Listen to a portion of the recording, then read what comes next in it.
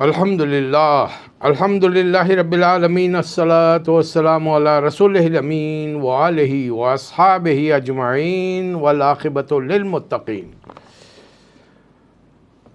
محترم خواتین و حضرات، السلام علیکم ورحمۃ اللہ وبرکاتہ۔ اعوذ باللہ من الشیطان الرجیم، بسم اللہ الرحمن الرحیم۔ یاسین والقرآن الحکیم انک لمن المرسلین علی صراط مستقیم تنزیل العزیز الرحیم۔ صدق اللہ مولانا عظیم۔ سورہ یاسین کی ابتدائی آیات تلاوت کی ہیں۔ آج جو 4 سورہ یک کے بعد دیگرے ہیں یہ سارے مکی ہیں۔ یاسین کے ساتھ ہی صافات ہے، پھر صافات کے بعد صاد اور سورہ زمر کا کچھ حصہ ہے آج، تو جس میں ہم یہ 22واں پارہ مکمل ہوتا ہے۔ حالانکہ 21ویں پارے میں کچھ آیتیں سورہ یاسین کی آ گئی تھیں، ہم نے اسے آج کے لیے پریپون کر دیا تھا تاکہ آج سیرت کا مسئلہ، سیرت کا جو موقع ہے، جس موقع پر نبی کریم صلی اللہ علیہ وسلم نے سورہ یاسین کی آیتیں تلاوت فرمائیں، اس پر تھوڑی سی بات ہو سکے۔ آپ جانتے ہیں کہ میں گزشتہ 1991 سے نبی کریم صلی اللہ علیہ وسلم کی سیرت پر، سیرت ان قرآن کے موضوع ٹاپک کے تحت میں تقریریں کر رہا ہوں، اور اس میں نے کوشش یہ کی ہے کہ حضور اکرم صلی اللہ علیہ وسلم پر قرآن مجید کس ترتیب سے نازل ہوا ہوگا، اس کے لیے ایک باقاعدہ ایک ترتیب بنائی گئی سوروں کی، ڈسینڈنگ آرڈر کی۔ ایک سال کے سورے چنے گئے، ان کے مضامین پر غور کیا گیا، پھر احادیث میں اور سیرت نبی صلی اللہ علیہ وسلم کے واقعات سے ان کی مناسبت دیکھی گئی، تب کہیں ان کو ایک ترتیب کے اندر، ایک سیکوینس کے اندر پھر ان کو رکھا گیا۔ تو مجھے جو گلف میں کتابیں میسر آ سکیں، بس انہی کا مطالعہ ہو سکا۔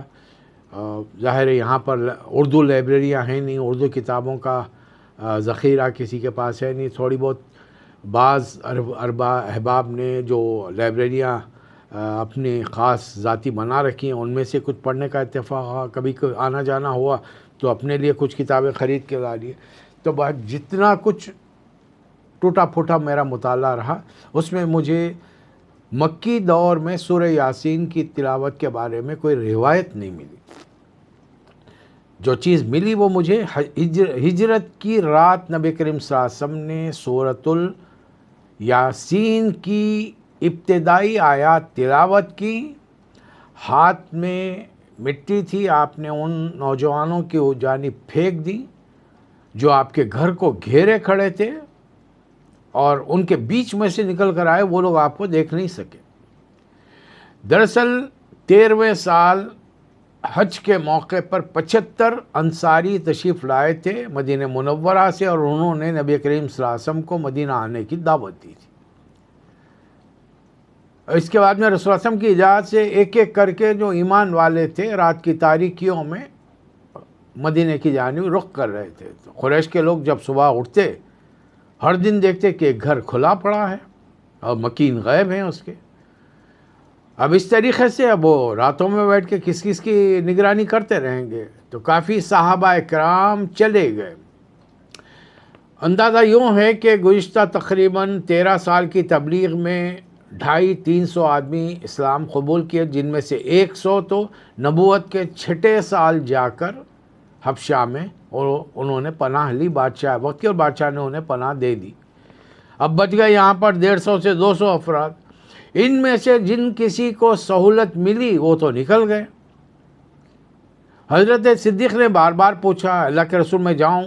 فرمایا کہ صدیق ٹھہرو، ہو سکتا ہے اللہ تعالیٰ کوئی تمہارا ساتھی کر دے۔ تو حضرت صدیق کو یہ امید ہو گئی کہ شاید ہجرت میں میں رسول اللہ صلی اللہ علیہ وسلم کے ساتھ رہوں۔ انہوں نے دو عدد اونٹنیاں خریدیں بڑی مضبوط، ان کو کھلانے کے لیے ببول کے پتوں کا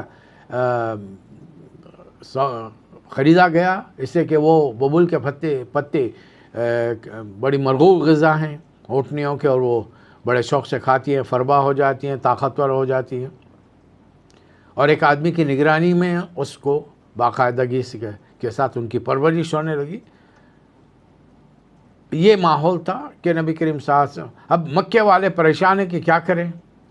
ایک بڑی میٹنگ ہوئی دارالندوہ میں، اور اس میں روایات یہ ہیں کہ شیطان بھی ایک یمنی شیخ کے روپ میں آ کے بیٹھ گیا، بھیس میں آ کے بیٹھ گیا انسانی شکل میں۔ اب لوگ تجاویز پیش کریں۔ پہلی تجویز یہ تھی کہ ہم محمد صلی اللہ علیہ وسلم کو زنجیروں میں جکڑ کر کسی ویران میں قید کر دیں گے۔ تو یمنی شیخ نے کہا کہ نہیں، یہ تجویز قابل قبول نہیں ہے، اس لیے کہ ان کے جانثار اپنی جانوں پر کھیل کر انہیں چھڑا کر لائیں گے۔ تو یہ تجویز رد کر دی گئی۔ دوسری تجویز آئی، ہم ان کو شہر بدر کر دیتے ہیں، سرزمین عرب کے باہر نکال دیتے ہیں۔ پھر وہ یمنی شیخ نے کہا کہ نہیں بھائی، ایسا نہیں ہو سکتا،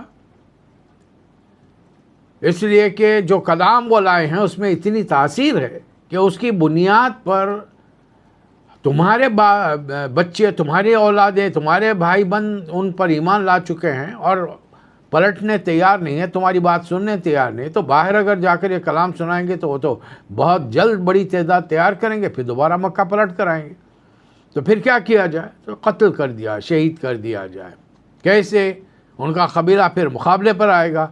تو تجویز یہ رکھی گئی کہ قریش کے ہر قبیلے کا ایک بہترین ہتھیار چلانے والا نوجوان منتخب کیا جائے، اور تاریخ مقرر ہو گئی، اور اس کی کسی کو کانوں کان اطلاع نہیں تھی۔ بڑا خفیہ منصوبہ رکھا گیا کہ مقررہ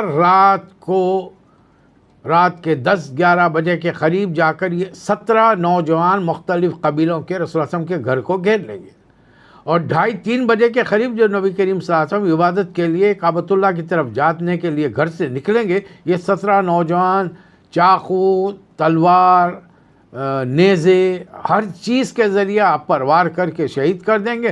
اب بعد میں اگر آپ کا قبیلہ مقابلے کے لیے آئے گا تو 17 قبیلوں سے پہلے تو مقابلہ نہیں کر سکے گا، اور قبیلے والوں کو معاوضہ دے دیا جائے گا۔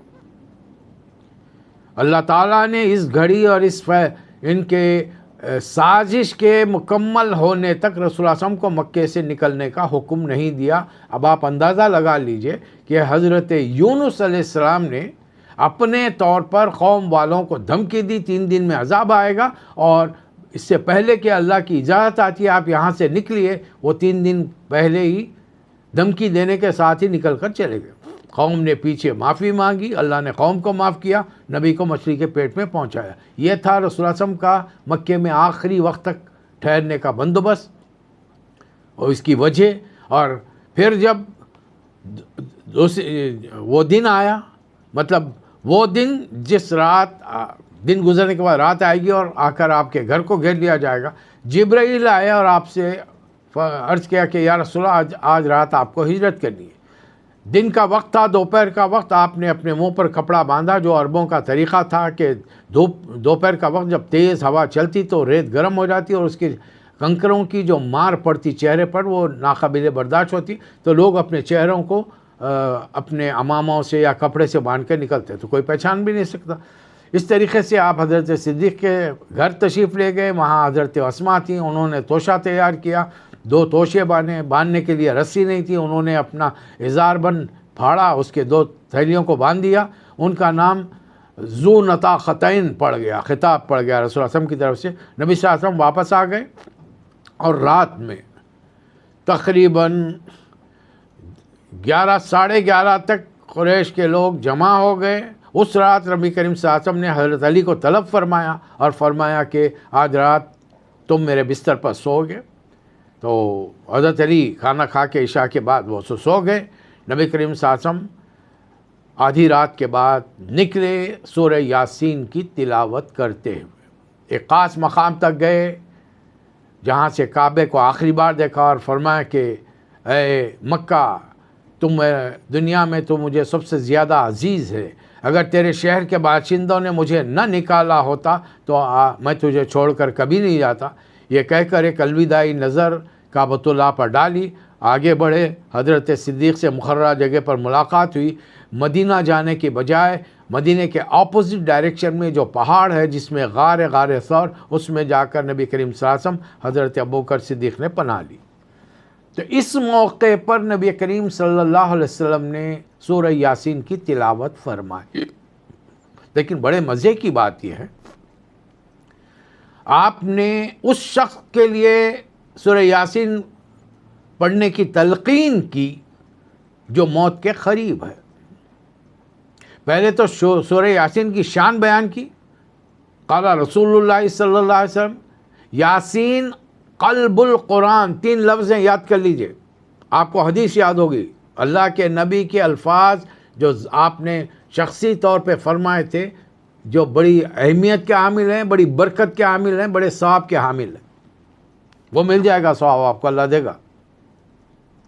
رسول اللہ صلی اللہ علیہ وسلم نے فرمایا یاسین قرآن کا دل ہے، پورے انسانی جسم میں دیگر اجزاء اپنی جگہ پر، دیگر اعضاء اپنی جگہ پر برابر اہمیت رکھتے ہیں، آنکھ، کان، ناک، ہاتھ، پیر، انگلیاں، جسم کے اندر کے اعضاء، ہماری پسلیاں، جگر، دل، گردہ، ہر چیز، لیکن پورے جسم میں جو سی اہمیت کے عامل ہے، جو جسم کو توانا اور تندرست رکھتا ہے، وہ دل ہے، جو پورے جسم کے خون کو کھینچتا ہے، پیوریفائی کرتا ہے، خون کی صفائی کرتا ہے، دوبارہ پورے جسم میں بھیجتا ہے۔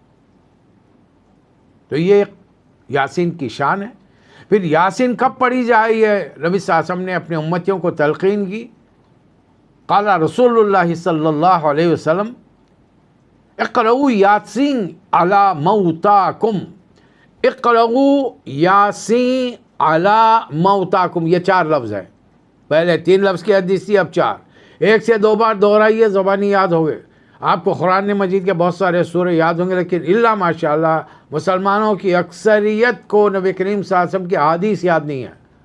حالانکہ یہ احادیث ہمارے پاس ہوں گی تو ہم زندگی کے اپنے معاملات کو بہت آسان بنائیں گے، ہر مرحلے پر جو کام کریں گے نبی کریم صلی اللہ علیہ وسلم کی حدیث یاد آ جائے گی اور ہم رک جائیں گے۔ اچھا کام ہوگا آگے بڑھ کے کریں گے کتنا ہی نقصان ہو، برا کام ہوگا ہم اس سے دور ہو جائیں گے چاہے کتنا ہی فائدہ کیوں ہو۔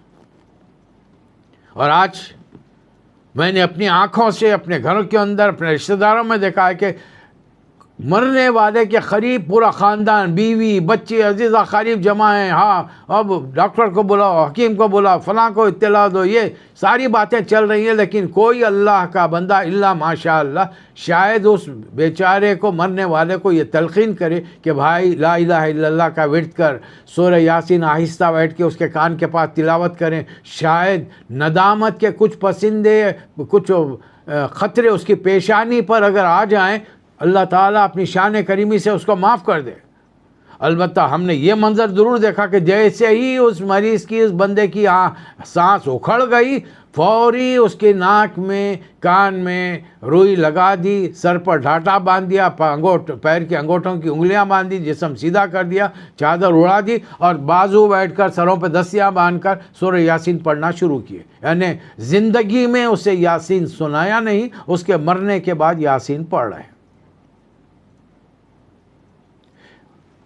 دونوں میں تناسب کیا ہے؟ نبی صلی اللہ علیہ وسلم تو مکہ سے مدینہ جا رہے ہیں اور مدینے سے ایک دن آئے گا کہ آپ مکہ واپس آئیں گے، لیکن رسول اللہ صلی اللہ علیہ وسلم نے مرنے والے پر یہ بات اس کی تلاوت کے لیے کیوں فرمایا؟ اس لیے کہ تم بھی ہجرت کر رہے ہو، دنیا چھوڑ رہے ہو، لیکن اب جب موت کے بعد دوبارہ زندگی ملے گی تو یہ دنیا نہیں ملے گی، تم وہ میدان حشر ہوگا، تم اللہ کے سامنے کھڑے رہ کر اپنا حساب کتاب دے رہے ہوگے، اور اس دنیا میں دوبارہ آنا نہیں ہوگا، بلکہ اب ایک نئی دنیا ہوگی تمہارے اعمال کے لحاظ سے، یا تو جنت ابدا آباد کے لیے یا پھر جہنم ابدا آباد کے لیے، تم اپنا فیصلہ کرو۔ ہاں کلمہ گو ہو، اپنی سزائیں بھگتنے کے کئی سالوں بعد پھر جنت کے اندر داخلہ مل سکتا ہے۔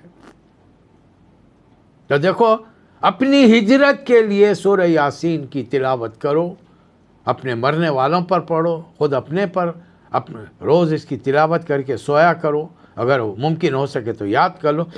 تو یہ ہے قرآن کی وہ صورت جس میں اللہ تعالیٰ فرما رہا ہے کہ قسم ہے قرآن حکیم کی کہ یقیناً اے نبی صلی اللہ علیہ وسلم انکا لمن المرسلین، آپ بے شک رسولوں میں سے ہیں، سیدھے علی صراط مستقیم، سیدھے راستے پر ہیں، اور اس کتاب کا نزول تنزیل العزیز الرحیم، ایک زبردست اور غالب ہستی کی طرف سے ہے، اور اس لیے کلام بھیجا گیا لِتُنذِرَ قَوْمًا مَّا أُنذِرَ آبَاؤُهُمْ فَهُمْ غَافِلُونَ، بڑے طویل عرصے سے ان کے باپ دادا خبردار نہیں کیے گئے تھے اور وہ غفلت میں پڑے ہوئے ہیں۔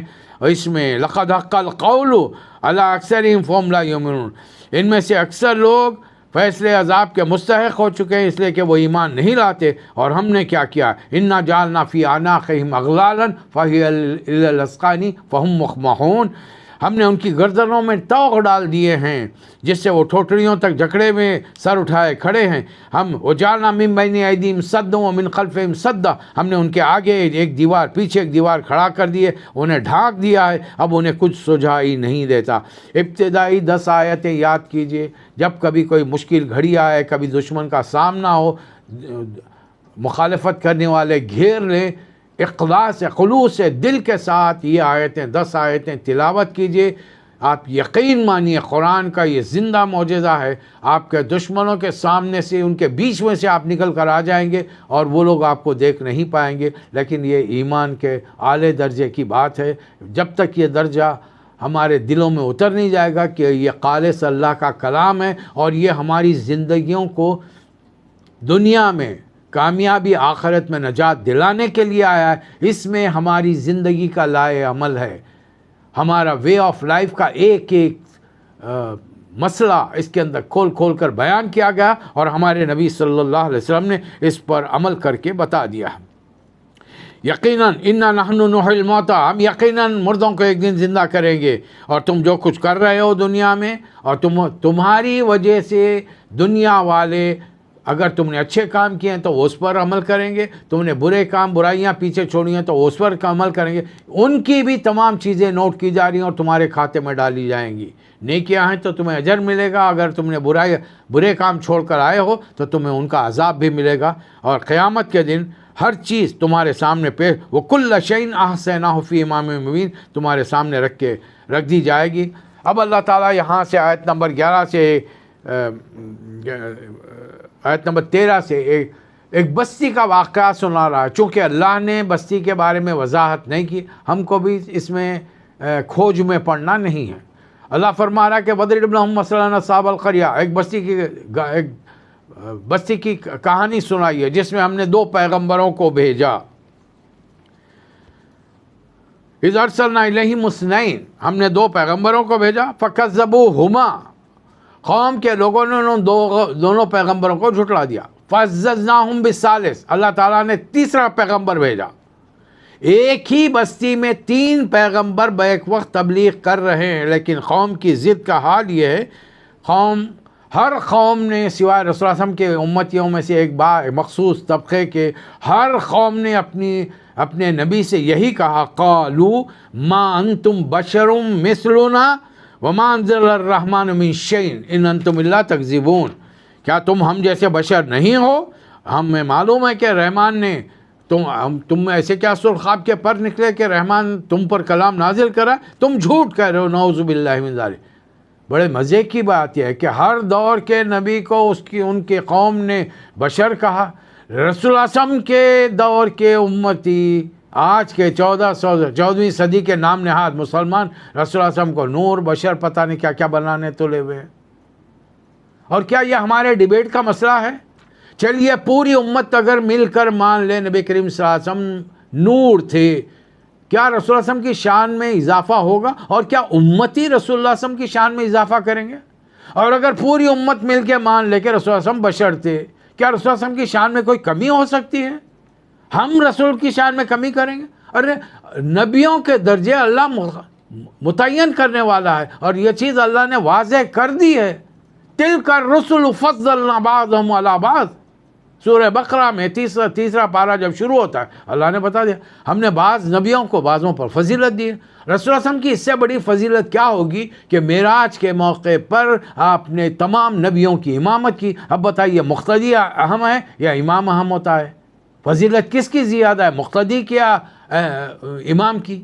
اور مقتدیوں میں کون کون ہیں؟ حضرت آدم تمام انسانوں کے جد، حضرت نوح علیہ السلام 950 سال تبلیغ کرنے والے، حضرت ابراہیم علیہ السلام اللہ کے دوست، حضرت موسیٰ علیہ السلام اللہ جن سے زمین پر ایک ہی بندے سے بات کیا، کلیم اللہ، حضرت عیسیٰ علیہ السلام، روح اللہ. اب بتائیے ان پیغمبروں نے رسول اللہ صلی اللہ علیہ وسلم کی امامت میں مقتدی بن کر نماز پڑھی ہے، اور لیکن آج کا نام نہاد امتی رسول اللہ صلی اللہ علیہ وسلم کے مقام و مرتبے کو بڑھانا چاہتا ہے. صرف تقریروں میں لذت اٹھانے کے لیے، منہ کے مزے کے لیے، اور لوگوں کی واہ واہ حاصل کرنے کے علاوہ اس کے ہمیں کچھ ملے گا نہیں. اور اگر خدا نہ خواستہ یہ سوال اللہ نے ہم سے کہہ دیا، کس نے کہا تھا؟ کیا یہ تمہارے عقائد میں تھا کہ نبی کے بارے میں بحث کرو کہ وہ نور ہے یا بشر ہے؟ اگر یہ نہیں تھا تو تم نے کیوں بحث میں اپنا وقت ضائع کیا؟ اور سب سے بڑی بات، تم نے نہ ماننے والوں کو کافر قرار دیا. کن بنیادوں پر؟ تم کو اختیار کس نے دیا تھا کہ تم کفر کے فتوے بانٹتے پھر رہے تھے؟ یہاں پر ہے بات آ رہی. بہرحال نبیوں نے ایک ہی بات کہی، اللہ نے ہمیں کیوں بھیجا ہے تمہاری طرف اللہ ہی جانتا ہے. ہمارا کام وما علینا الا البلاغ المبین، ہمارا کام اللہ کا پیغام پہنچانا تھا، ہم نے پہنچا دیا. بہرحال اب یہ ایک دن کا واقعہ، یوں سمجھے کہ قصہ ہے یہ. اس میں ایک دن پوری قوم نے تینوں نبیوں کو بستی کے مرکزی مقام میں وہاں پر گھیر لیا. اس کی اطلاع ملی ایک ایسے شخص کو جو شہر کے تقریباً دور کونے میں ایک رہتا تھا. اسے اطلاع ملی کہ آج قوم نے گھیر لیا ہے اور آج ان کے ارادے صحیح نہیں ہیں. وہ دوڑ آیا، وہ جاء من اقصى المدینة رجل یسعى، وہ شخص دوڑا آیا اور کہنے لگا یا قوم اتبعوا المرسلین، اے میری قوم کے لوگ ان پیغمبروں کی اتباع کرو. اتبعوا من لا يسألكم اجرا وهم مهتدون. یہ دیکھو یہ لوگ تمہیں تبلیغ کریں گے، تم سے معاوضہ نہیں چاہتے. آج کے نام نہاد شیخ، بابا، مفتی، حضرت، پیر صاحب جو بھی ہیں، ان کو نذرانے چاہیے، بغیر اس کے کوئی کسی کا کام نہیں کرے گا، چاہے وہ آف لائن ہو یا آن لائن ہو. اور نبیوں کی شان یہ ہے کہ اگر تم نبی کے امتی ہو تو اے تمام یہ حرکتیں کرنے والوں، یہ معاوضے لینے سے باز آ جاؤ اور یہ حرکتیں کرنے سے باز آ جاؤ. دنیا کے چند ٹکے کے فائدے تو سمیٹ لوگے، آخرت میں اللہ کو کیا جواب دو گے؟ نبی کریم صلی اللہ علیہ وسلم کی سنت یہ ہے کہ دین سکھانے کے لیے آپ نے پیسے نہیں لیے کسی سے. یہ دوسرے نبی جب نہیں لیے تو ہمارے نبی تو خاتم النبیین ہیں. پھر آخر میں اس شخص نے کہہ دیا وَمَا لِيَ لَا أَعْبُدُ الَّذِي فَطَرَنِي وَإِلَيْهِ تُرْجَعُونَ، میں کیوں نہ اس ہستی کی بندگی کروں، میں اس ہستی کی غلامی کروں. عابد الذی، غلامی کروں جس نے مجھے پیدا کیا اور اس کی طرف مجھے لوٹ کے جانا ہے. یہاں سے یہ پارہ 23واں شروع ہو رہا ہے. اور تم نے خدا کو چھوڑ کر بہت سارے خدا بنائے، رحمان کو چھوڑ کر تم نے خدا بنا لیے ہیں، جبکہ وہ لوگ نہ مجھے کوئی نقصان پہنچا سکتے ہیں نہ فائدہ پہنچا سکتے ہیں. اگر میں ان کو مانوں گا انی اذا لفی ضلال مبین. اب ڈنکے کی چوٹ پر میں اعلان کر رہا ہوں کہ میں تمہارے رب کو، تمہارے پیدا کرنے والے، انی آمنت بربکم فاسمعون، میں تمہیں تمہارے پیدا کرنے والے خالق و مالک اس رب کی پر ایمان لانے کا اعلان کر رہا ہوں. یہ ہے آیت نمبر 25. 26 میں بڑی عجیب و غریب بات آئی ہے. قیلت خل الجنہ. ارے کیا ہو گیا؟ 25 اور 26 آیتوں، 2 آیتوں کے بیچ میں کا واقعہ اللہ نے بیان ہی نہیں کیا، حالانکہ بہت بڑا واقعہ ہے. ایک شخص نے اللہ کے خاطر اپنی جان گنوا دی. دنیا والوں کی نظروں میں کسی نے کہا جوان بیوی کو بیوہ کر گیا، معصوم بچوں کو یتیم کر گیا، بوڑھے ماں باپ کو کھلانے پلانے خدمت کرنے کے بجائے اپنی جان گنوا دیا، بیکار میں جان چلی گئی. دنیا والوں کا کہنا تو یہ تھا. لیکن مرنا تو ہر آدمی کو ہے. اس آدمی نے اللہ کے راستے میں جان دی تو اللہ نے بغیر بیچ میں کسی قسم کا معاملہ واقعہ بیان کیے کہ روح نکلنے کے ساتھ ہی فرشتوں کو حکم دیا قیل ادخل الجنہ، جنت میں داخل ہو جا. اس سے بڑھ کر کیا مقام ہو سکتا ہے؟ لیکن وہ شخص کا خلوص دیکھیے آپ. پتہ نہیں یہ کن نبیوں کی یہاں بات ہو رہی ہے، لیکن ان نبیوں پر ایمان لانے والا، ان کی تعلیمات پر ایمان لانے والا کتنا مخلص تھا یہ دیکھیے نا. وہ اپنے نبیوں کی سنت پر چل کر جان گنوا دیا اور جنت میں جا کر بھی اس نے اپنی قوم کو نہیں بولا، قالا یا لیتا قومی یعلم، کاش میری قوم کو پتہ چلتا، بما غفر لی ربی وجعلنی من المکرمین، اللہ نے میرے تمام گناہوں سے درگزر کیا ہے اور مجھے بڑے معزز انسانوں کے اندر، معزز لوگوں کی صف میں وہاں پر جنت میں جگہ دی ہے۔ کیا رسول اللہ صلی اللہ علیہ وسلم کے امتی یہ کام نہیں کر سکتے؟ میں اور آپ یہ کام نہیں کر سکتے؟ کچھ کرنا نہیں ہے، میں آپ کو یہاں وہاں جانے کے لیے اپنا وطن ملک چھوڑنے کی بات نہیں کر رہا ہوں، اپنی جگہ رہتے ہوئے ہم رسول اللہ صلی اللہ علیہ وسلم کے سچے امتی بن جائیں۔ آپ مزدور ہوں گے، آپ آفیسر ہوں گے، آپ فیکٹری میں کام کرنے والے ٹیکنیشین ہوں گے، آپ حکومت میں کام کرنے وزیر ہوں گے، وزیر اعظم ہوں گے، آپ ملک کے پریسیڈنٹ ہوں گے، آپ جو بھی ہوں گے، رسول اللہ صلی اللہ علیہ وسلم نے اپنی حیات مبارکہ میں ہر کسی کے لیے بہترین نمونہ چھوڑا ہے۔ سیرت پاک کا ہر سانچہ ہے تیار، مگر آئے مومن کوئی ڈھل کر تو مزہ آ جائے۔ ہم وہ چیز قبول کرنے تیار ہیں، اور آج کے نام نہاد مسلمان میسیجز پہ میسیجز بھیج رہے ہیں کہ ہم غازہ کے مسلمانوں کے لیے لا الہ الا انت سبحانک انی کنت من الظالمین کا 200 کروڑ مرتبہ ہم اس کا ورد کریں گے، تم نے 1000 کروڑ مرتبہ کرو، اللہ کچھ مدد نہیں بھیجے گا۔ اللہ نے قرآن میں صاف مجھے اور تمہیں بتا دیا ہے، ان تنصروا، اگر تم اللہ کی مدد کرو گے اللہ تمہاری مدد کرے گا، اور یثبت اقدامکم، تمہارے قدموں کو مضبوط کرے گا۔ تم اللہ کی مدد نہیں کرو گے، اس کے دین کی مدد نہیں کر کے صرف بیٹھ کے اپنی جگہ پر دعائیں مانگتے رہو گے تو قبول ہوگی؟ نہیں ہوگی۔ سورہ نساء میں ہم نے پڑھا نہیں، ما لکم، تم لوگوں کو کیا ہو گیا ہے؟ ایک بستی کے لوگ پکار رہے ہیں تم کو اور تم ان کے لیے کچھ نہیں کر سکتے۔ 56 ممالک ہیں، 150 سے 60 کروڑ، 160 کروڑ مسلمان اس دنیا میں رہتے ہیں اور ان کا کوئی وزن نہیں ہے۔ تب ہماری حیثیت، اور جب دنیا والوں کے پاس ہماری یہ حقیقت، یہ حیثیت ہے تو اللہ ہمیں کیا سمجھے گا؟ یہ سوچ کے دیکھیے نا۔ چلیے، اللہ تعالیٰ نے انہوں نے اس آدمی کو ہاتھوں پیروں لاتوں مکوں سے مار ڈالا۔ اللہ تعالیٰ نے اس بستی کے بارے میں فیصلہ وما انزلنا علی قومہ من بعدہ من جند، ہم نے اس قوم پر کوئی فوج نہیں بھیجی۔ ان کانت الا صیحۃ واحدۃ فاذا ہم خامدون، ایک زوردار دھماکے کی آواز آئی اور وہ اپنے گھروں میں بیٹھے بیٹھے مر گئے۔ کانوں کی جو صلاحیت ہے سننے کی، وہ ایک پرٹیکولر ویلوسٹی تک، ایک آواز کی رینج تک سن سکتے ہیں۔ آئے وہ رینج ایک دم کم ہو جائے، آواز سنائی نہیں دے گی، رینج حد سے زیادہ ہو جائے، کانوں کے پردے پھٹ جائیں گے، وہ آدمی مر جائے گا۔ اللہ نے ایک زوردار دھماکہ کروایا اس علاقے میں اور ساری قوم مر گئی۔ ایک آدمی کا بدلہ اللہ نے پوری قوم سے لیا ہے کہ تم نے نبیوں کی حمایت کرنے والے ایک بندے کو مار ڈالا تم نے، ہم تم سب کو مار دیتے ہیں۔ تو آپ کیوں سمجھنے نہیں پاتے؟ ہم آج یہ بات ہم ہمارے دیندار بڑے بڑے تقریریں جھاڑنے والے سمجھتے کیوں نہیں اس بات کو؟ جس دن میں اور آپ اپنی جگہ پر مسلمان بن جائیں گے، ہماری زندگیوں سے دھوکہ، جھوٹ، ملاوٹ، غیبت، چغلی، برائیاں ختم ہو جائیں گی، اللہ کے دین کے عبادات کی پابندی کریں گے، لین دین میں معاملات میں نبی کریم صلی اللہ علیہ وسلم صحابہ اکرام کے طریقے کے مطابق چلیں گے، دنیا ہم سے امپریس ہو کے ہمارے دین میں جوق در جوق، فوج در فوج داخل ہو جائے گی، پھر ہم کو لڑنے کے لیے جانے کی ضرورت ہی نہیں ہے۔ یہاں پر بات فرما، اب یہاں سے موضوع چینج ہو گیا۔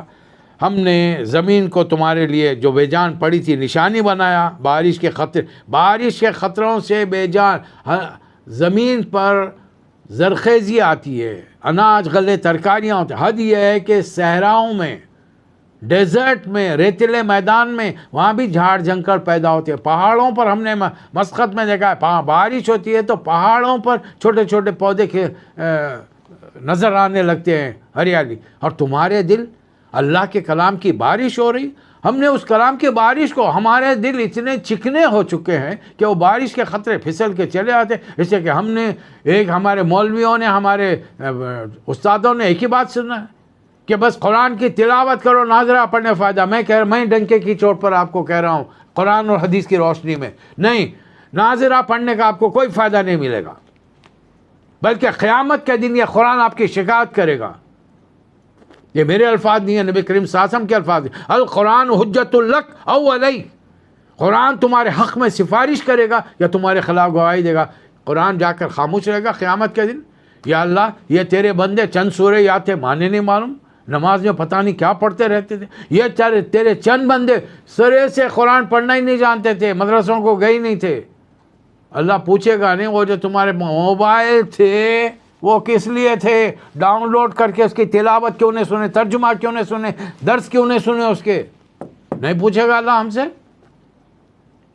اور ہمارے مولوی حضرات کہتے ہیں کہ ثواب ہے کیسے؟ ارے جس آدمی کو اللہ جہنم میں جھونک رہا ہے، قرآن اس کی شکایت کر رہا ہے، تو وہ کیسے جنت میں جائے گا؟ دیکھیے کلمہ ایک بار زندگی میں پڑھ لیا نا، بائی ڈیفالٹ جنت میں ہر آدمی جائے گا، لیکن اپنی پوری سزا بھگتنے کے بعد. اور سزا کیا ہے جانتے ہیں؟ جہنم کے بارے میں رسول اللہ صلی اللہ علیہ وسلم نے نہیں فرمایا، قرآن نے کھول کر نہیں بیان کیا کہ جہنم کیسی بری جگہ ہے.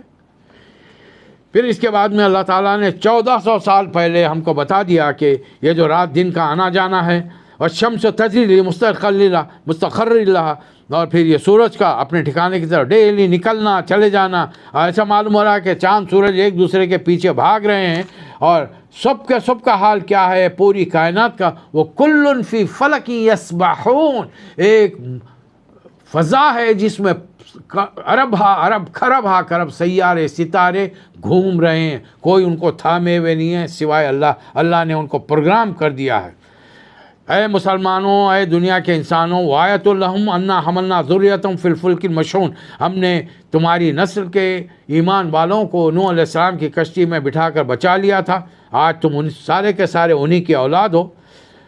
ایک دن سب مر جاؤ گے، تیسرا سور پھونکا جائے گا، وَنُفِخَ فِي الصُّورِ فَإِذَا هُم مِّنَ الْأَجْدَاثِ إِلَىٰ رَبِّهِمْ يَنسِلُونَ، تم سارے کے سارے نکل کر خبروں سے اللہ کے دربار میں حاضر ہو جاؤ گے، اور ہر ایک کے منہ سے نکلے گا یا ویلنا من بعثنا من مرقدنا، یہ کون ہم کو ہماری خبروں سے، ہم تو خبروں میں آرام سے تھے، ہمیں کون نکال کر آیا؟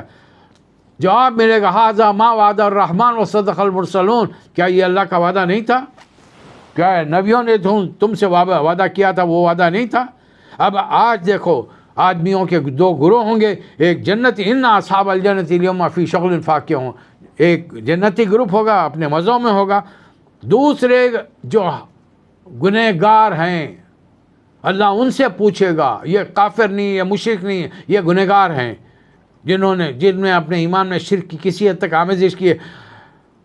اللہ پوچھے گا وَامْتَازُوا الْيَوْمَ أَيُّهَا الْمُجْرِمُونَ، اے مجرموں چھٹ کر الگ ہو جاؤ، کیا تمہیں میں نے نہیں کہا تھا یا بنی آدم اللہ تعبد الشیطان، شیطان وسوسے ڈال رہا ہے، اس کی باتوں میں مت آؤ، تم کو نہیں بتایا گیا تھا اِنَّهُ لَكُمْ عَدُوٌّ مُّبِينٌ، اور تمہارا کھلا ہوا دشمن ہے، اور اعبدونی، میری بندگی کرو، میری غلامی کرو، لیکن تم اس کی بات پر چلتے رہے.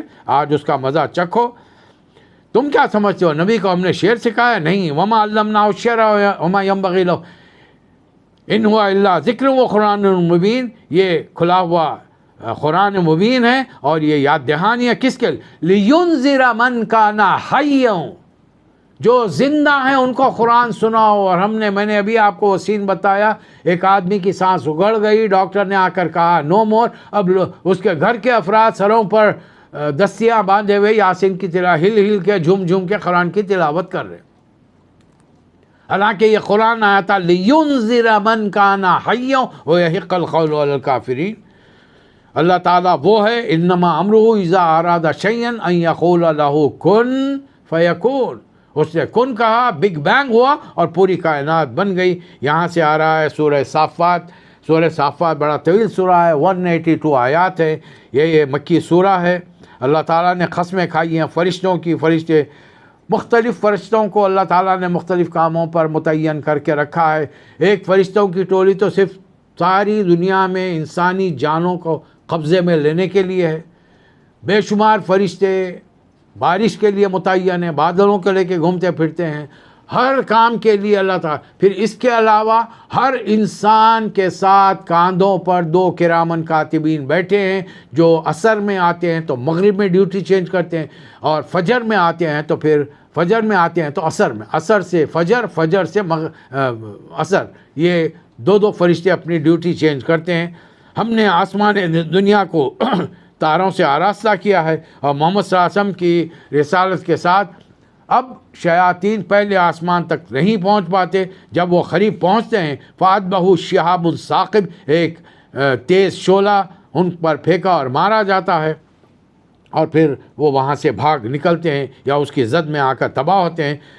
یہ کہتے ہیں کہ مرنے کے بعد ہم کیسے زندہ کیا جائیں گے؟ تو اے نبی صلی اللہ علیہ وسلم کہیے ان سے، نام، ہاں تم زندہ کیے جاؤ گے، اور تم اور تمہارے پہلے کے آباء و اجداد، اور یہ کام مشکل نہیں ہے. فَإِنَّمَا هِيَ زَجْرَةٌ وَاحِدَةٌ فَإِذَا هُمْ يَنظُرُونَ، ایک جھڑکی ہوگی اور تم سب کے سب قبروں سے نکل کر ہمارے ساتھ آ جاؤ گے.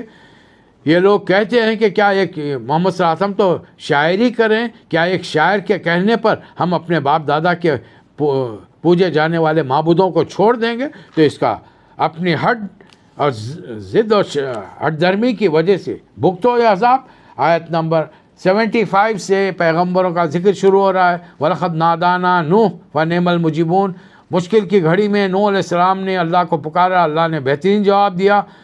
5-6 آیات 82 کے اندر اللہ نے ذکر کر دیا کہ ہم نے ایمان والوں کو بچا کر کفر کرنے والوں کو غرق کر کے رکھ دیا. پھر ابراہیم علیہ السلام کا ذرا تفصیلی ذکر آیا ہے. باپ اور قوم سے مکالمہ کیا، ماذا اذ قال لأبیہ وقومہ، اپنے باپ سے اور اپنی قوم سے، ماذا تعبدون، یہ کیسی غلامی، کس کی غلامی کر رہے ہو؟ پتھروں کو اپنے ہاتھ سے تراشتے ہو، ان کے سامنے جا کر بیٹھ جاتے ہو. ائفکا آلہۃ دون اللہ، اللہ کو چھوڑ کر تم نے یہ جھوٹے خدا گھڑ رکھے ہیں. اور ایک جب ان کا نیشنل ڈے آیا، ابراہیم علیہ السلام سے کہا گیا کہ آپ بھی چلو، فرمایا انی سقیم. ہمارے دینداروں نے لکھ دیا، نبی حضرت سلیمان علیہ السلام نے 3 جھوٹ کہے، نعوذ باللہ من ذالک. نبی جھوٹ کہیں گے، اور وہ بھی ابو الانبیاء، نبیوں کے باپ، وہ جھوٹ کہیں گے.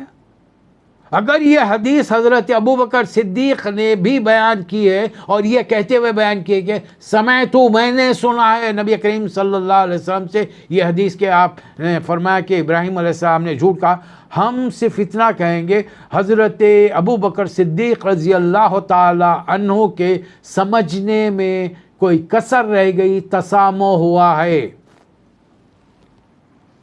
اس لیے کہ ہمارے سامنے دوسری حدیث ہے. نبی کریم صلی اللہ علیہ وسلم سے پوچھا گیا، اے محمد صلی اللہ علیہ وسلم، آپ کا امتی بزدل ہو سکتا ہے؟ فرمایا کہ ہاں. آپ کا امتی بخیل ہو سکتا ہے؟ فرمایا کہ ہاں ہو سکتا ہے. آپ کا امتی جھوٹا ہو سکتا ہے؟ آپ فرما رہے ہیں کہ نہیں، میرا امتی جھوٹا نہیں ہو سکتا. رسول اللہ صلی اللہ علیہ وسلم کو امتیوں کے بارے میں اتنا حسن ظن ہے، خوشگمانی ہے، اور امتیوں نے نبی کریم صاحب نے ایک ابو الانبیاء کو ان کے بارے میں کہہ دیا کہ وہ جھوٹ، انہوں نے 3 جھوٹ کہے، نعوذ باللہ من ذالک. بات جملے کہنے کا بھی انداز ہوتا ہے. آئی ایم ناٹ ویل، میں اگر آپ مجھ سے پہرے کیسی ادا، how are you, I am not well. اگر آپ نے اس کا مطلب یہ لیا کہ mister Mahmood is suffering from cancer, suffering from haemorrhage, جو الزیما، واٹ ایور، یہ آپ کا کنکلوژن ہے، وہ بیماری نہیں ہے. میں نے صرف اتنا کہا کہ میں ٹھیک نہیں ہوں. بات یوں ہی ہوتی ہے، اتنی سی بات ہے. اس کو لوگوں نے مسئلے کا مسئلہ بنا دیا. جب پوری قوم چلی گئی، ابراہیم علیہ السلام نے ہتھوڑا لیا، لے جا کر تمام بتوں کے ٹکڑے ٹکڑے کر دیے. اور جب قوم جمع ہوئی، انہوں نے ابراہیم علیہ السلام کو آگ میں جلانا چاہا، اللہ تعالیٰ نے بچا لیا. اور پھر اپنے والد سے مکالمہ کیا، پھر نکل کر اعلان عام کر دیا، قال انی ذاہب الی ربی سیہدین، میں جا رہا ہوں ہجرت. اور یقین ہے کہ حضرت ابراہیم علیہ السلام، ان کے ساتھ بیوی حضرت سارہ اور بھتیجے حضرت لوط، جب یہ 2.5 آدمی، وہ 10 سال کے تھے، لوط علیہ السلام نکل کر عراق سے نکل گئے، اللہ نے ان کے پیچھے اس پوری بستی کو تباہ کر دیا. وہاں سے فلسطین آئے، دوسری بیوی حضرت ہاجرہ کے ساتھ اولاد ہوئی. اللہ نے فوری حکم دیا کہ اس بیوی اور بچے کو لے جا کر کعبۃ اللہ کے پاس بسا کے آؤ، بسا دیے. آہستہ سا 15-20 سال گزر گئے. اب اس وقت جب ملنے گئے تو پتہ چلا بچہ جوان ہو چکا ہے, بازو برابر. فلما بلغ معہ السعی, برابر کا بھاگنے والا بن گیا ہے, دوڑ اور محنت کرنے والا بن گیا ہے. تو اس وقت اللہ تعالیٰ نے ابراہیم علیہ السلام کو خواب دکھایا. یا بنی انی اری فی المنام انی اذبحک, بیٹے میں نے خواب میں دیکھا کہ میں تمہیں ذبح کر رہا ہوں, کہو کیا کہنا چاہتے ہو. فرمانے لگے کہ یا ابت افعل ما تؤمر ستجدنی انشاءاللہ من الصابرین. اللہ ابا جان, جو آپ کو حکم دیا گیا, میں مانتا ہوں آپ اللہ کے نبی ہیں, جو آپ کو حکم دیا گیا اس پر عمل کیجئے, آپ مجھے صابر پائیں گے, اف تک نہیں کہوں گا. ابراہیم علیہ السلام نے اس اندیشے سے کہ کہیں بیٹے کا چہرہ سامنے ہو, میرے ہاتھ میں کپ کپاہٹ نہ آ جائے, میرا ہاتھ لرز نہ جائے, میرا ہاتھ کانپ نہ جائے, آنکھوں پر پٹی باندھی, بیٹے کو منہ کے بل لٹا دیا, چھری چلا دی. اللہ تعالیٰ کو آواز دینا پڑے کہ وہ نادینا یا ابراہیم, ہم نے پکارا اے ابراہیم, قد صدقت رؤیا, ہم نے تو خواب دکھایا تھا, آپ نے خواب کو بھی سچا کر دیا. ان کذالک نجزی المحسنین ان ھذا لہو البلاء المبین, یہ بہت بڑی آزمائش تھی.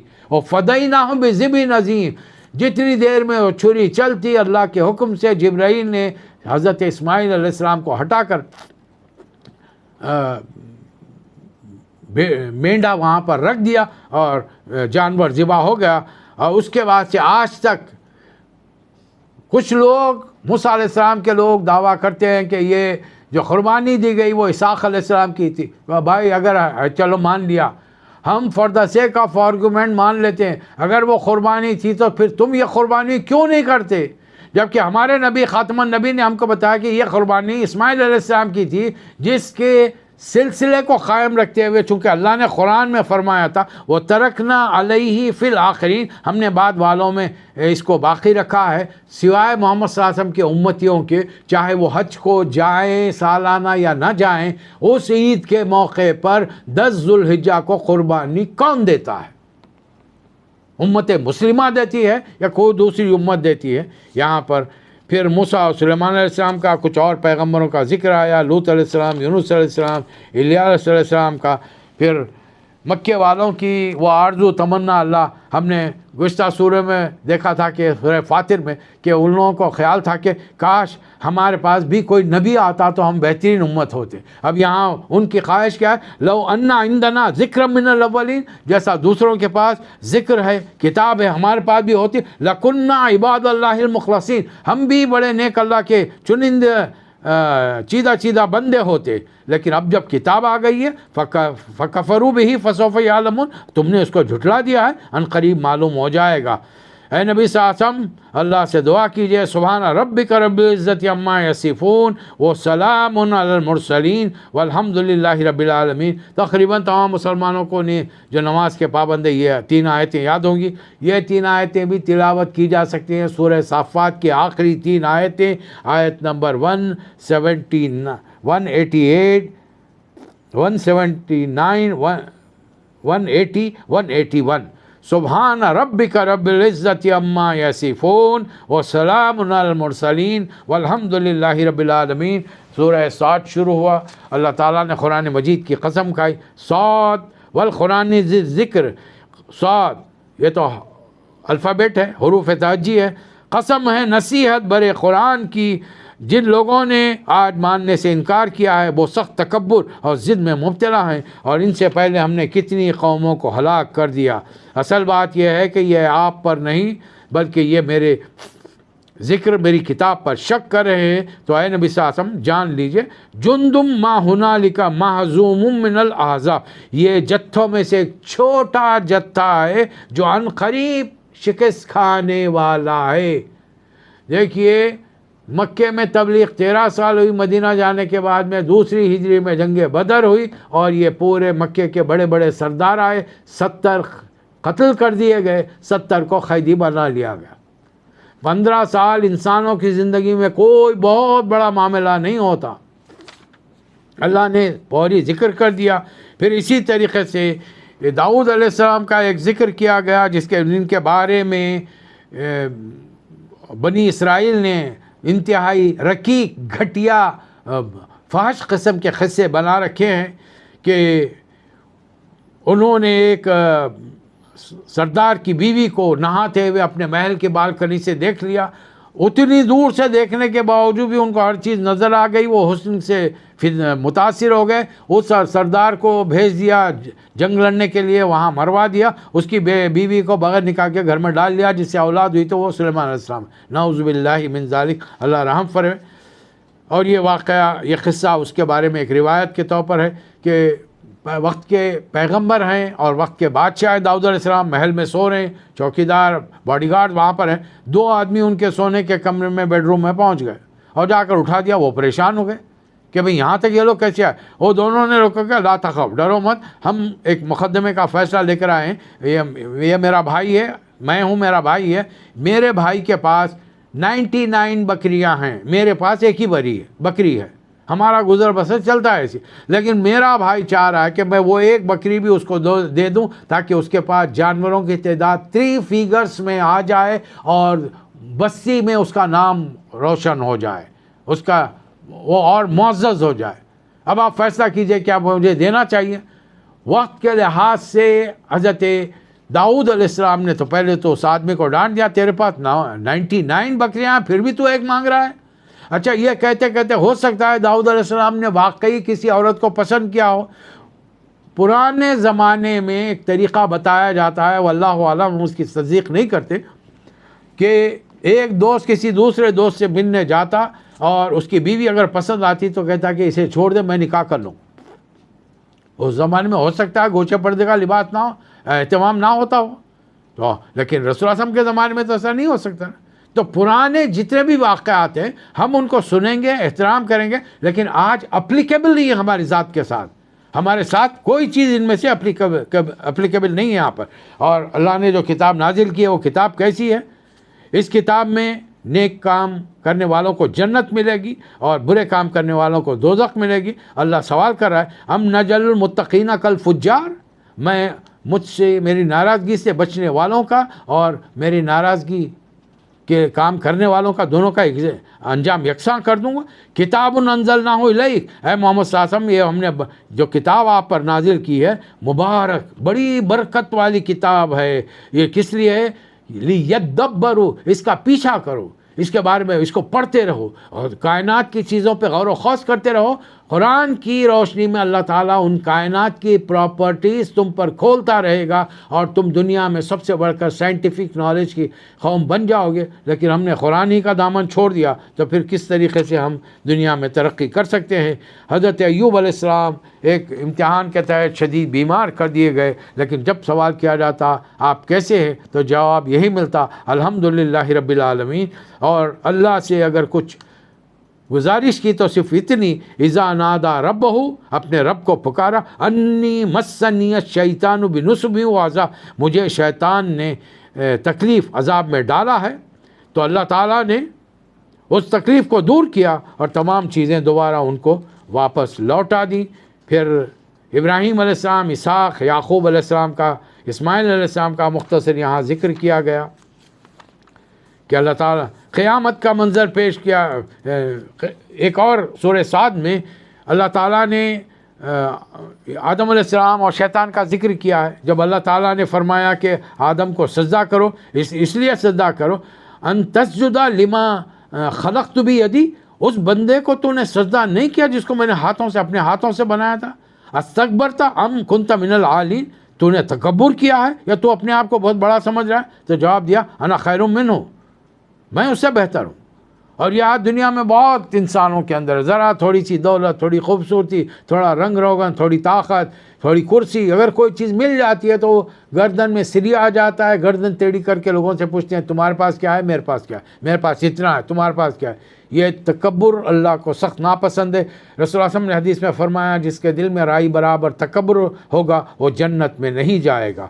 آخرکار بہرحال یہ ذکر ہے, اور یہ ذکر جو 7 مرتبہ قرآن مجید میں آیا ہے اس کی بنیادی ایک ہی بات سمجھ میں آتی ہے, شیطان غلطی کر کے اکڑ جاتا ہے, تکبر میں پڑ جاتا ہے, معافی نہیں مانگتا, جبکہ انسان غلطی کر کے اللہ کی طرف پلٹتا ہے.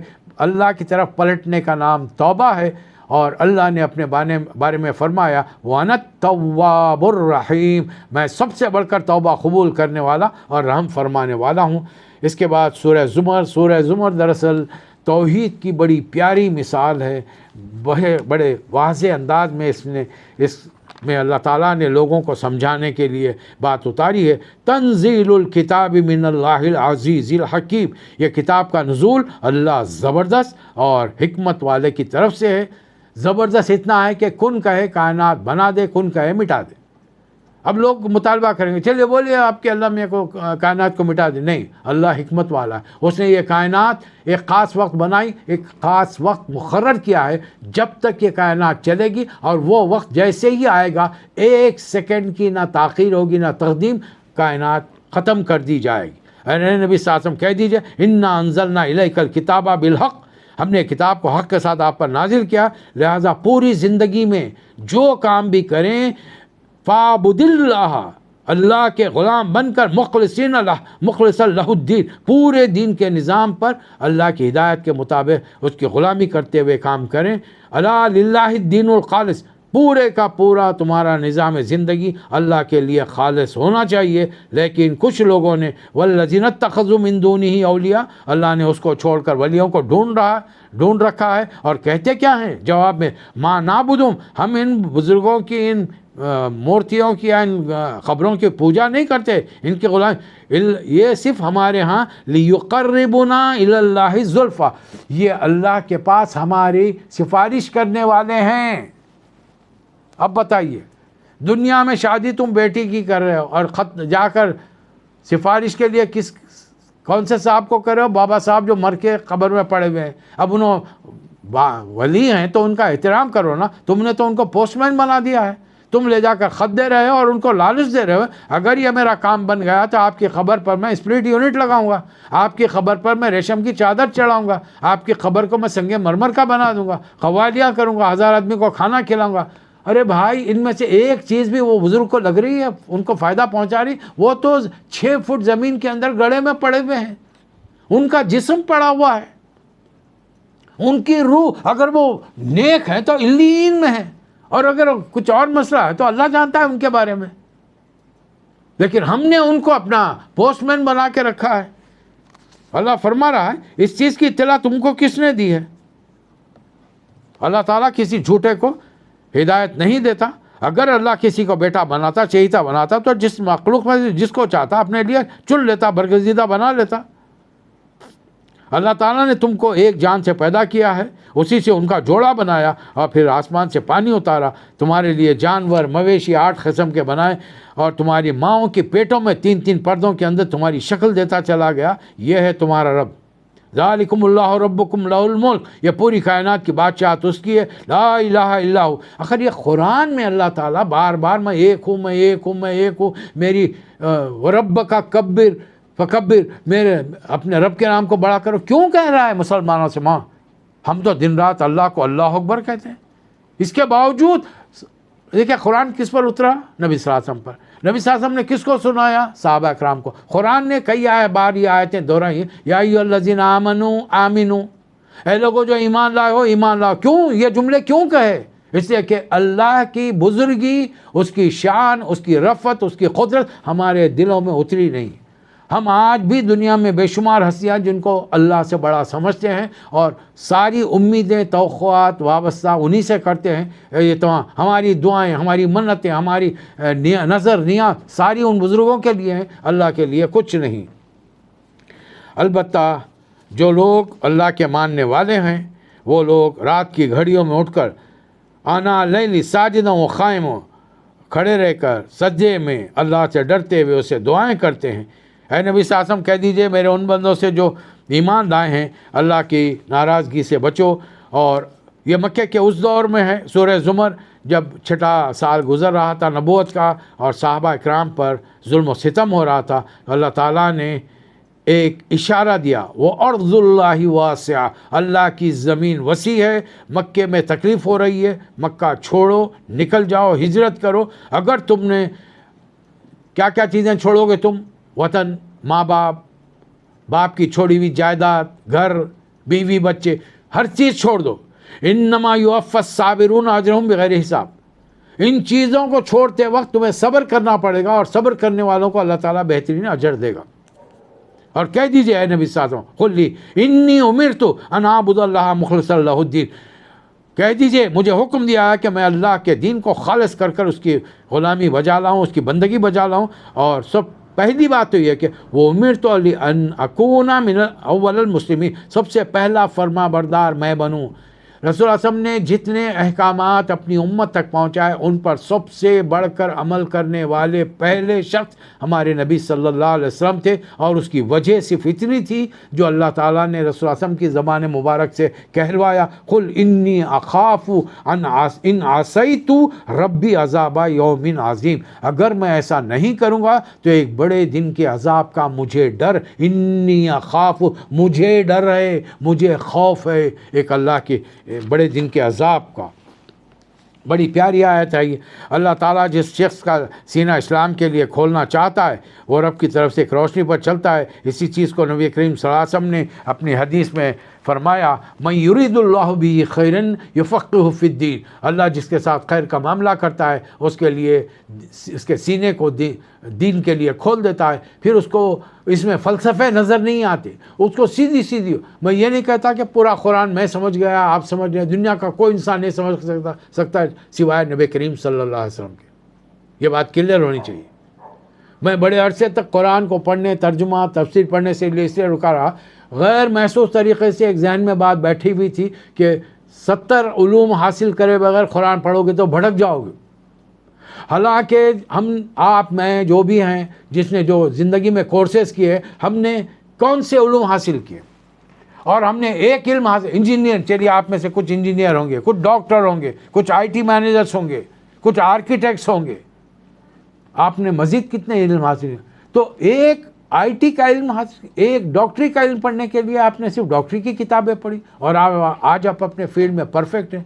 تو اللہ کی کتاب پڑھنے کے لیے 70 علوم کی کیا ضرورت ہے؟ میں بڑے دعوے سے کہہ رہا ہوں کہ مجھ جیسا دنیاوی تعلیم، میرے پاس ماسٹر کی ڈگری ہے، لیکن جب پہلی مرتبہ میں نے قرآن کو ترجمے کے ساتھ پڑھا، مجھے احساس ہوا کہ میں دنیا کا جاہل ترین انسان تھا، مجھے کچھ نہیں معلوم تھا. لیکن وہ جو شدھ بدھ اسکول اور کالج، یونیورسٹی کے اندر اردو زبان سیکھ لی تھی، اس کا فائدہ یہ ہو کہ قرآن کے سمجھنے میں مجھے مدد ملی.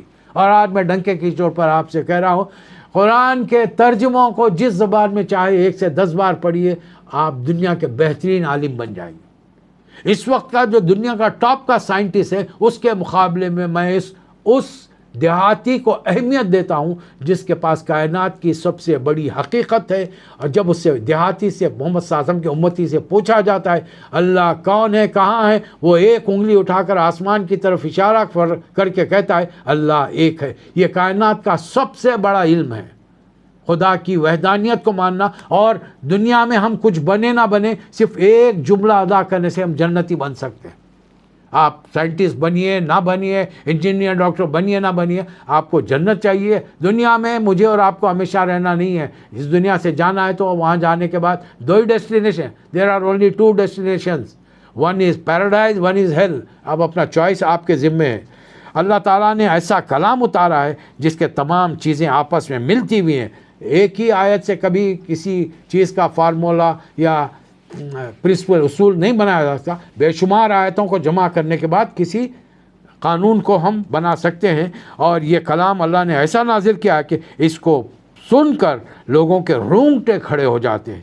آج امت مسلمہ کی بڑی تعداد روزانہ کوئی 8 رکعت، کوئی 20 رکعت قرآن کو مسلسل سن رہا ہے. نہ پڑھنے والے کے رونگٹے کھڑے ہوتے ہیں، نہ سننے والوں کے رونگٹے کھڑے ہوتے ہیں. یہ اللہ تو قرآن کی شان یہ بتا رہا ہے. وَإِذَا تُلِيَتْ، سورہ انفال میں ہم پڑھ چکے، وَإِذَا تُلِيَتْ عَلَيْهِمْ آيَاتُهُ زَادَتْهُ ایمانا، جب اللہ کی آیات پڑھی جاتی ہے ان کا ایمان بڑھ جاتا ہے. کہاں بڑھ جاتا ہے؟ نماز میں تو ہمارے دماغوں میں ایک ہی چیز رہتی ہے، جیب میں جو لسٹ لے کر آئے ہیں، اب نماز ختم ہونے کے بعد سپر مارکیٹ کھلی ہے نہیں کھلی ہے، کیا خرید کے لے کے جانا ہے، وہ نہیں لے جائیں گے بیگم غصے میں آئے گی، کل کی سحری تیار نہیں ہوگی، کل کا افطار تیار نہیں ہوگا. ہمارا دماغ تو ادھر ہے، قرآن میں کہاں لگا رہے ہیں ہم دماغ؟ جبکہ قرآن کی اللہ یہ شان بتا رہا ہے. کیوں مسلمانوں میں قرآن کے پڑھنے سے یہ اثرات پیدا نہیں ہوتے، ہمارے جسموں پر لرزہ طاری کیوں نہیں ہوتا؟ اس لیے کہ اللہ بار بار یہی دہرا رہا ہے اپنی بات. وَلَقَدْ ضَرَبْنَا لِلنَّاسِ فِي هَذَا الْقُرْآنِ مِنْ كُلِّ مَثَلٍ، ہم نے اس قرآن میں مختلف طریقوں سے مثالوں کے ذریعے لوگوں کو سمجھانے کی کوشش کیا، شاید کہ لوگ اس سے نصیحت حاصل کرے، برے انجام سے بچ سکے. آخری آیت میں اللہ تعالیٰ نے مکے میں صحابہ اکرام کو مینٹلی تیار کر دیا، اِنَّكَ مَيِّتٌ وَإِنَّهُمْ مَيِّتُونَ، آپ کو بھی میت بننا ہے اور ان لوگوں کو بھی میت بننا ہے. اب بتائیے آپ، صحابہ اکرام نے جب رسول اللہ صلی اللہ علیہ وسلم اس دنیا سے رخصت ہو گئے، آپ جانتے ہیں حضرت صدیق نے آ کر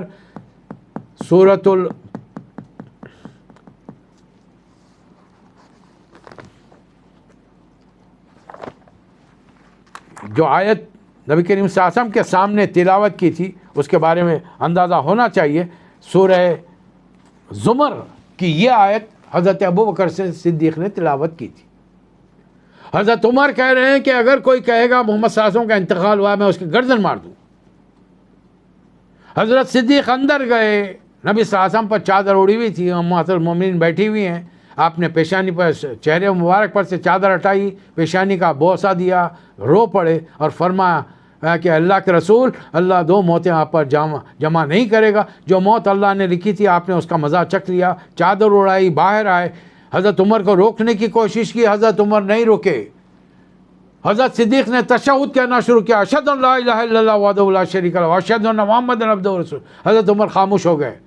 حضرت صدیق نے پہلی آیت تلاوت کی، وما محمد الا رسول قد خلت من قبلہ الرسل افئن مات او قتل انقلبتم علی اعقابکم ومن ينقلب الى عقبیہ لن یضر اللہ شیئا وسیجزی اللہ الشاکرین. اور دوسری آیت جو تلاوت کی، انک میت وانہم میتون. پھر آپ نے اپنے الفاظ میں فرمایا، من کانا یعبد محمدن، جو کوئی محمد صلی اللہ علیہ وسلم کی بندگی، عبادت، پوجا، غلامی کرتا تھا، اسے جان دینا چاہیے ان محمدن مات، محمد صلی اللہ علیہ وسلم اس دنیا سے جا چکے ہیں. وہ ومن یعبد اللہ فإن اللہ حی یحیی و یمیت، اور جو کوئی اللہ کی بندگی کرتا تھا، اللہ حی و قیوم ہے. یہ چیز تھی. ہم کو دوبارہ اپنے ایمانیات کا جائزہ لینا ہے، قرآن کی طرف متوجہ ہونا ہے. اللہ تعالی ہم سب کو توفیق عطا فرمائے. وآخر الدعوانا ان الحمد للہ رب العالمین.